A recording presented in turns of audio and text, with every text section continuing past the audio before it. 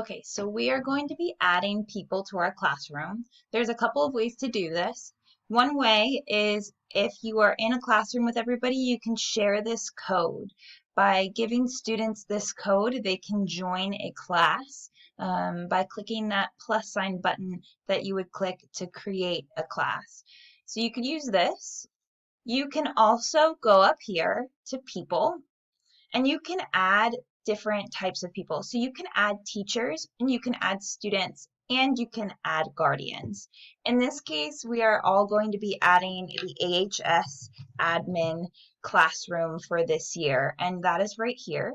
And all you have to do is type it in, click it, and then invite. And you'll see that they've been invited right there.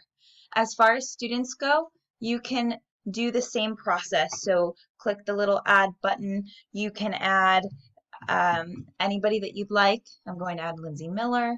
I will invite her. And once they are invited and they accept your invitation, there's an option right here where you will be able to add their guardian. It will say invite guardian. It would be the same process in which you type in the email address.